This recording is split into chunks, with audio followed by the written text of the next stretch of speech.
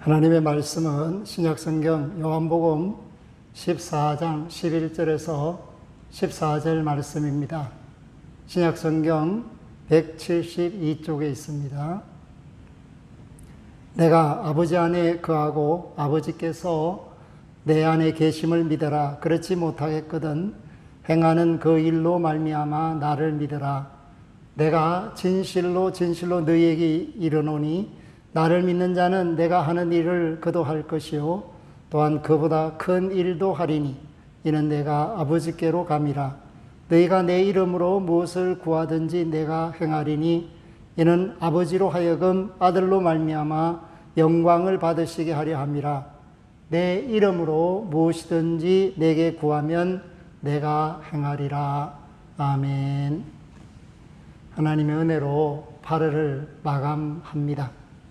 세상이 어지럽습니다. 그럼에도 불구하고 하나님의 자녀들에게 은혜와 평강 주시기를 바라고 우리가 이 어려운 시기를 잘 극복할 수 있도록 세상에서 지혜롭게 슬기롭게 행하는 하나님의 자녀들이 될 수 있기를 바랍니다. 예수님께서는 제자들을 보내시면서 너희가 뱀처럼 지혜롭게 비둘기처럼 순결하게 행하라 그렇게 말씀해 주셨습니다. 이것은 때를 따라 돕는 은혜를 허락하시는 하나님께서 우리에게 지혜를 주셔서 피할 길을 주시고 만날 자를 주신다라는 것을 말씀합니다. 그러나 언제든지 우리는 정결한 마음으로 거룩한 신부된 자의 도리를 다하는 진실함을 잃지 말아야 한다. 그래서 세상이 우리에게 요구하는 바가 옳다면 우리는 그것에 따라주고 세상이 요구하는 바가 우리로 하여금 실족해 하는 것이면 우리는 그것을 따를 수 없다는 것을 분명히 해 주어야 합니다. 그런 의미에서 예수님께서 이 땅에 오셔서 보여주신 그 삶의 족적은 한마디로 말하면 너무나도 아버지를 사랑하는 아들의 모습을 보여주셨다라는 점에 있습니다. 하나님의 아들로 이 땅에서 정말 외롭고 힘든 삶을 사신 주님은 그 외롭고 힘든 것을 어떻게 이겨낼 수 있었는가? 하나님 아버지께서 자신을 사랑하신다는 사실을 너무나 분명하고 확실하게 믿었기 때문에 이 세상에서 겪는 모든 어려운 일들을 견디고 이겨내실 수 있었습니다. 그러므로 오늘 주님은 아버지를 사랑하는 아들의 모습을 우리에게 보여주고 계시고 이 모습은 믿는 사람들이 하나님을 어떻게 사랑해야 할지를 깨달아 알 수 있게 하는 말씀입니다. 그렇기 때문에 아버지를 사랑할 수 있는 방법은 뭐냐? 그것은 내가 아버지 안에 있다는 사실을, 보호 안에 있다는 사실을 믿으라는 것입니다. 그러므로 아버지가 나를 보호하고 계신다. 전능하신 하나님이 나를 사랑하고 계시고 창조주 하나님이 나의 모든 형편과 처지를 아시고 계신다라는 것을 생각하면서 감사하고 기뻐하고 즐거워하는 그런 마음가짐, 생각이 성도들에게, 자녀들에게 있어야 한다는 것을 예수님께서 말씀하시고 계십니다. 그러므로 오늘 11절에 보면 내가 아버지 안에 거하고 아버지께서 내 안에 계심을 믿어라. 아멘. 너무나도 중요한 말씀입니다. 내가 아버지 안에, 아버지가 내 안에 계심을 믿어라. 이 믿음이 세상을 이길 수 있는 방법이고 어렵고 힘든 때를 슬기롭게 지혜롭게 극복해 갈 수 있는 능력이 됩니다. 나는 아버지의 아들이다. 예수 그리스도로 말미암아 구원받은 하나님의 자녀다. 라는 사실을 고백하는 것이 필요한데 이러한 고백은 하나님께서 우리를 사랑하셔서 우리를 그 품 안에 안고 계신다는 것을 의미해 주고 있습니다. 어릴 때 마당에서 뛰노는 암탉과 병아리들을 보면 그 병아리들이 암탉 곁에서 얼마나 자유롭게 움직이고 땅을 쪼고 풀을 쪼고 벌레들을 쪼는지 모릅니다. 그렇게 할 수 있는 이유는 뭐냐면 그 암탉이 자신들을 지켜주신다는 평안함이 있기 때문에 그렇습니다. 그런데 이때 이 어미닭, 암탉은 무엇을 하고 있는가? 그것은 경계를 하고 있습니다. 새끼 병아리들을 보살피는 것으로 만족하는 것이 아니라 하늘을 쳐다보면서 솔개가 나타날까 봐, 또는 울타리를 쳐다보고 숲속을 쳐다보면서 쪽제비가 나타날까 봐 경계하고 있습니다.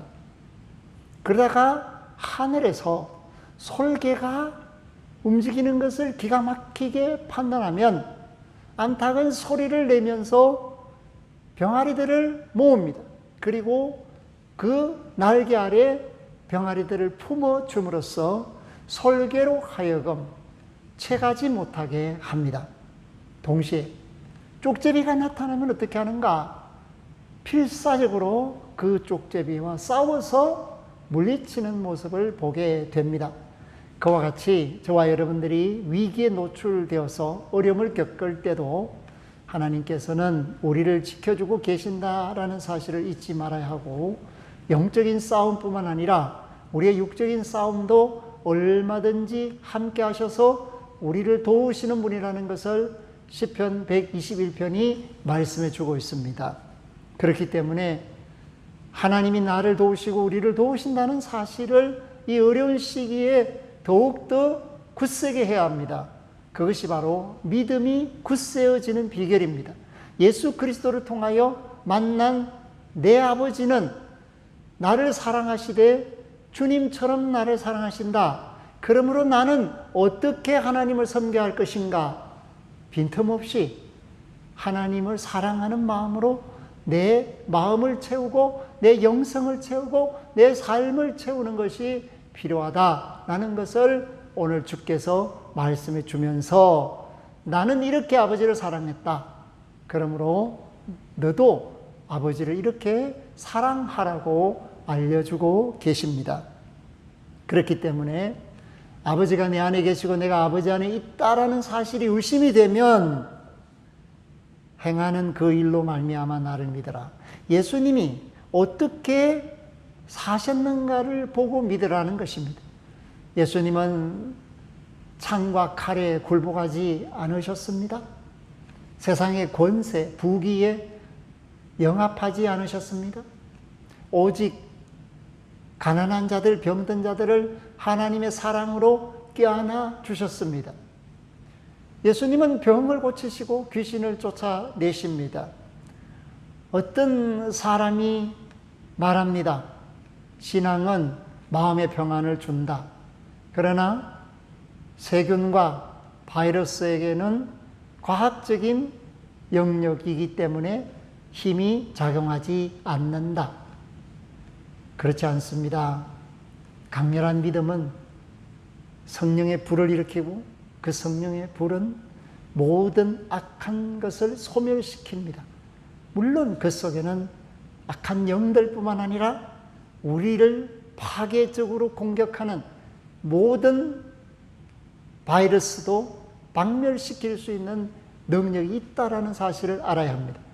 이것이 바로 믿음이 강해지면 우리 마음이 즐거워지고, 우리 마음이 즐거워지면 우리 속에서 강력한 면역력이 생겨서 백혈병을 극복하고 암을 극복하고 세상의 모든 질병을 극복할 수 있는 능력이 위로부터 내게 임하게 되는 것입니다. 그래서 내 속에서 자가 면역 기능이 강해집니다. 모든 세균과 바이러스를 내 몸 안에서 생성되는 이 면역 체계가, 특별히 백혈구들이 강력하게 잡아먹게 됩니다. 그래서 우리가 열이 오를 수 있고 기침할 수 있지만은, 그러나 그 과정 속에서 모든 세균들이 박멸되어서 우리 몸을 건강하게 하는 이런 면역 기능이 정강되고 정진되는 것이 믿음의 중요한 힘 중에 하나입니다. 그렇기 때문에 예수님께서 병을 고쳐주시기 전에 내가 믿느냐 말씀하셨습니다. 오늘 우리식으로 표현하면 내가 하는 이 행위가 말이 믿어지느냐라는 것입니다. 믿어지지 않으면 그것은 능력이 일어나지 않고 치유가 일어나지 않고 죽었던 자가 살아나지 않습니다. 그렇기 때문에 믿음이 필요하고 공통적으로 병든 자들의 고백이 내가 믿사옵나이다, 믿습니다 였습니다. 그렇기 때문에 12해나 혈루증을 앓아 누웠던 여인이 병이 났습니다. 야이로의 딸이 다시 달리다꿈 하는 소리에 일어나게 됩니다. 오늘 우리는 믿음의 힘을 너무 과소평가하는 불신의 시대에 살고 있습니다. 사랑하는 성도 여러분, 믿음은 우리에게 구원을 주시는 것으로 끝나는 것이 아니라 영적으로 육적으로 이 세상에 사는 날 동안 힘있고 능력있게 할 뿐만 아니라 강하고 담대함을 가지고 세상의 모든 것을 견디고 이길 수 있는 힘, 지혜를 공급해 주십니다. 그러므로 마음과 생각이 하나님의 은혜 안에 있어야 합니다.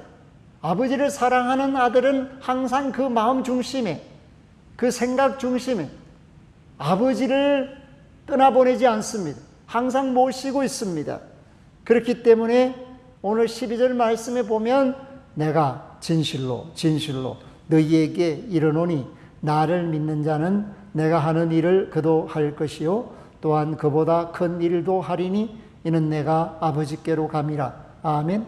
이 말씀을 하신 이유가 뭐냐? 그것은 예수님께서 우리 눈에 보이지 않는 때가 온다, 성천하시는 주님에 대하여 말씀해 주고 있습니다. 그럴 때 예수님 대신에 남은 자가 누군가? 바로 믿음의 사람들, 저와 여러분들입니다.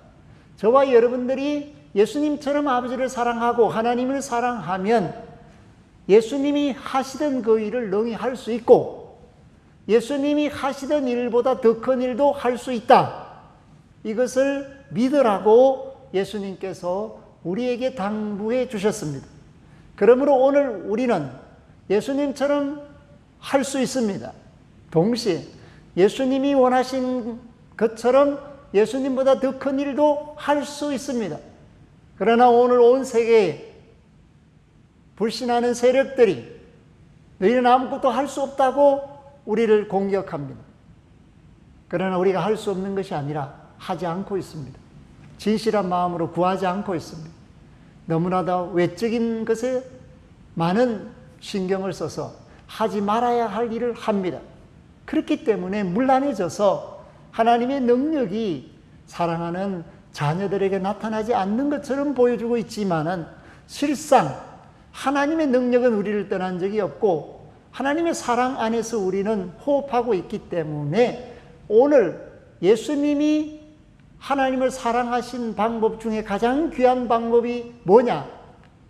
아버지요, 아버지의 뜻이 이 땅에 이루어지기를 원합니다 였습니다.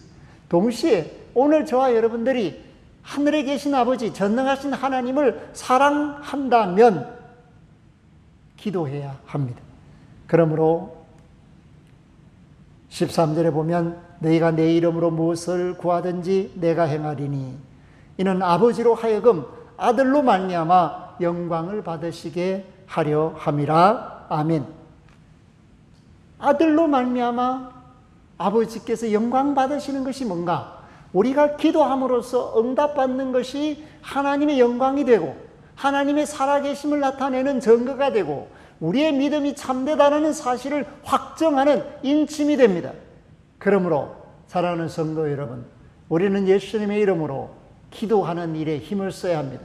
코로나19가 퇴치될 수 있도록 기도하는 일에 힘을 써야 합니다. 우리가 정결한 마음으로 하나님의 영광을 지키기 위해서 마음과 생각을 지켜 달라고 예수 그리스도의 이름으로 아버지 하나님께 기도하는 일이 필요합니다. 그리고 온 세계 전하 만민이 하나님의 사랑 가운데서 두려움 없이 담대하게 이 모든 질병으로부터 자유를 얻을 수 있게 해달라고 기도해야 합니다. 그럴 때 14절 말씀처럼 내 이름으로 무엇이든지 내게 구하면 내가 행하리라. 아멘. 예수님이 행하시는 역사가 온 누리에 드러나게 되고 내 눈앞에 나타나야 되고 우리 모든 사람들이 당하고 있는 이 삶의 현장에서 하나님의 영광이 드러나게 됩니다. 그렇기 때문에 오늘 저와 여러분들은 아버지를 사랑하는 아들로서, 딸로서 이 세상의 아픔을 대신 고백하며 간구하며 기도하는 하나님의 자녀들이 되어야 합니다. 우리의 기도가 예수님 이름으로 아버지께 상달되고 아버지께서 응답해 주셔서 평안이 찾아오게 됩니다. 이 평안의 때가 속히 올 수 있도록 게으름을 부리지 말고 부지런하여서 하나님의 영광 돌리는 일에, 말씀 순종하는 일에 최선과 충성을 다하는 슬기롭고 지혜로운 아들, 딸들이 되시기를 주의 이름으로 축복하며 간절히 부탁합니다. 지혜로워라, 슬기로워라, 이겨라, 깨어라, 기도하라. 이 말씀이 오늘 저와 여러분에게 주시는 말씀입니다. 이 말씀대로 사시기를 다시 한번 부탁드립니다. 아멘. 사랑의 아버지 하나님, 하나님의 사랑 가운데서 슬기로운 자녀로서 지혜롭게 세상을 이기며 공중의 권세 잡은 자들과 싸워 이기기를 원합니다. 특별히 삼각편대가 우리를 괴롭힙니다. 코로나19를 비롯한 팬데믹과 기후재난, 그리고 AI, 이러한 모든 것들이 우리의 생각과 삶을 송두리째 뒤집어 놓았습니다. 그러나 마음과 생각의 중심에 주님을 모시고 하나님의 아들로 세상을 살아서 이기고 또 이길 수 있기를 소망합니다. 특별히 코로나19를 이길 수 있도록 모든 성도들이 지혜롭게 하시며 정결하게 하시며 깨어 기도하게 하옵소서. 감사를 드리옵고 주 예수 그리스도 이름으로 기도하옵나이다. 아멘.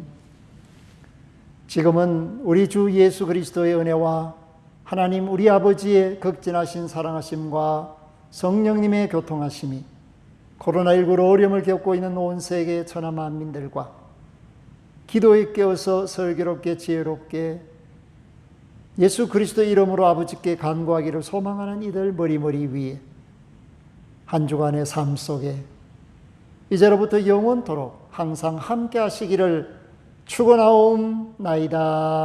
아멘.